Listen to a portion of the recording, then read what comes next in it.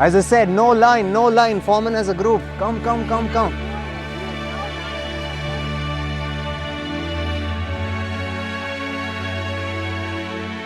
I want you all to think of a sound real quick. Think of a sound that is natural. It might be animal, a bird, a creature, waves, forest, trees, anything. Even the sound of air. I want you to think of a sound real quick. Let's go.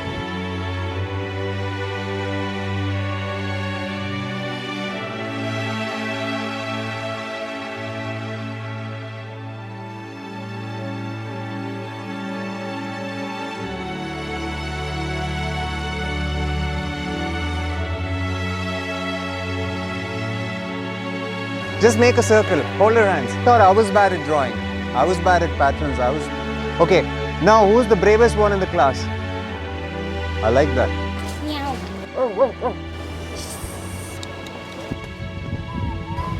Brilliant. Go.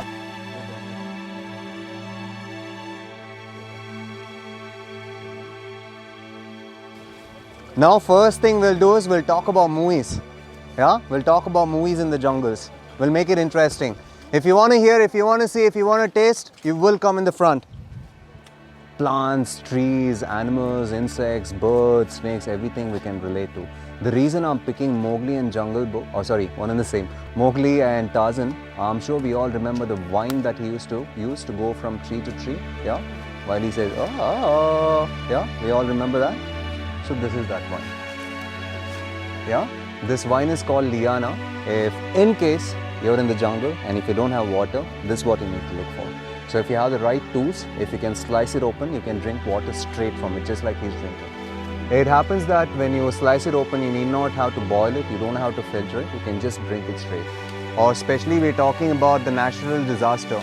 How many, or rather say, can anybody tell me the natural disaster that hit the world before COVID, which wiped out quite a lot of people? Tell me.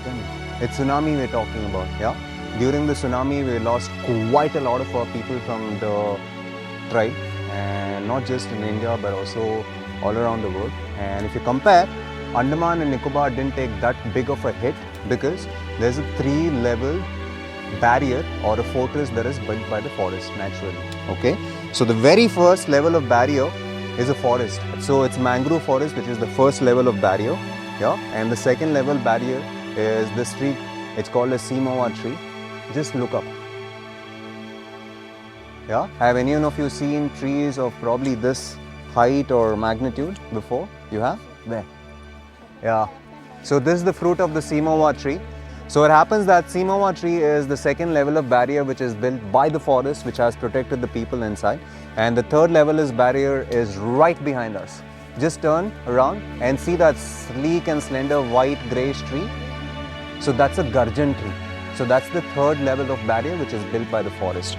Okay, this being the case, that fruits actually speak to each other, they pass on their information, they pass on their sorrows and joy. What has happened, these trees have been on the islands from quite a long time, I would say at least 500 to 1000 years old. And what has happened during those times, there's been high winds, tsunamis and tornadoes maybe, and probably some cyclones that has actually uprooted these trees. That being the case, what has happened, the trees have developed their own preservation, or rather say defense mechanism, wherein they have extended their arms like an octopus and held onto the soil even stronger. And if you see, some of these trees have that tree has it, and while going forward, just look around, this tree has it, even though they're all different trees, they have this. And this is where it gets a little funny, yeah? This part of the tree is called buttresses, and this is what the buttresses is, and this is what helped the trees to stay on the island and protect everything inside the island for quite a lot of years. And this, being humans, or rather say the tribesmen, has utilized to their advantage. What they used to do is, they used to use this as a communication device. What used to happen is, they used to go hunting, and to ensure whatever they are hunting doesn't get to know it is being hunted, they used to come up with this particular code system. And I'm sure all of us do know about the Morse code. This was developed, or rather say this was used by people in the Army, Navy and Air Force to communicate. And this is the only communication device. This has one button. Using that button, depending on how long they hold it down, it used to be either a dash or a dot. You hold it longer, it becomes a dot. Dash, you hold it for you press it just quickly once, it becomes a dot. This, you'd be surprised to know, wasn't developed by the people of the Army, Navy or Air Force. This was developed by the tribes. Yeah, what used to happen, they used to take a bamboo, they used to put a burning charcoal in it.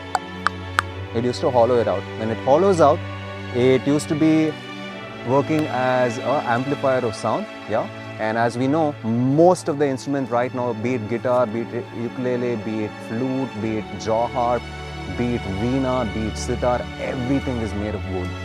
And if you're wondering why, because it amplifies the sound the best way. That being the case, what they used to do is hollow it out, and they used to tap on these buttresses and make the sound dot, dashes, dashes, and depending, as soon as they hit, the sound used to come out of the bamboo and used to travel around the forest. And that is how they used to communicate when they go hunting, to make sure whatever they're hunting doesn't know that it is being hunted.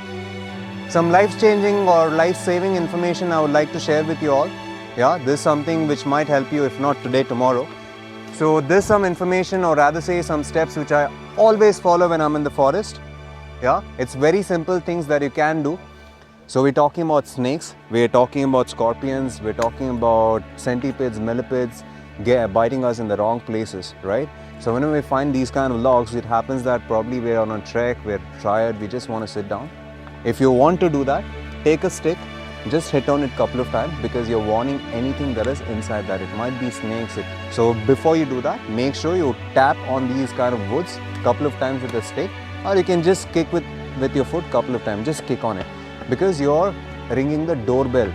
Yeah, you're ringing the doorbell and letting any creature which is there to know that we are about to sit, we are about to use this particular space.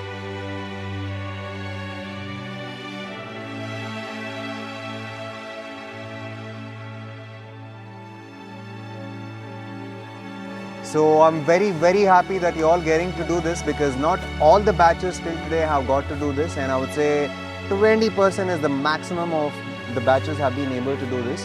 What we'll be doing now, we'll be doing a silent walk into the forest, right? So we're not going to be talking to each other. Nobody will talk to me, nobody will talk to your teachers, nobody will talk to him or nobody. I want you to feel the ground on your feet. Yeah, I know it sounds very different, very crazy, but yeah, believe me, it's a beautiful thing, because not generally you get to go into an evergreen rainforest in India, because there is none. This is the only place wherein you get to see an evergreen rainforest. You get to hear the beach. Yeah, so there are birds we'll get to hear the moment we start going silent. Start feeling the ground beneath you. Make sure you touch some leaves. Make sure there are no thorns on them. Yeah, feel the difference in the wind. Hear the sounds. Yeah, just be with yourself and enjoy the walk. This is a silent walk. Nobody is going to talk after this point. You all with me? Yes, sir. Everybody? Yes, sir. All right, let's go.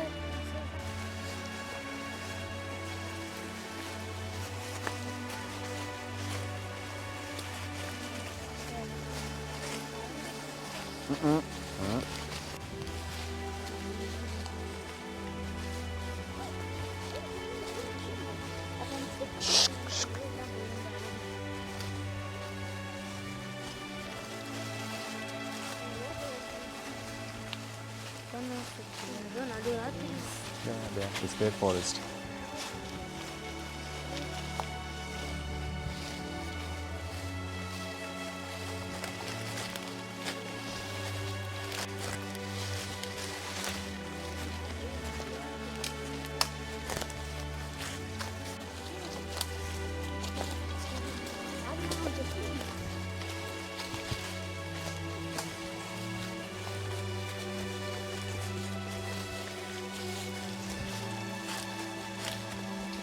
Why are you all dragging your feet?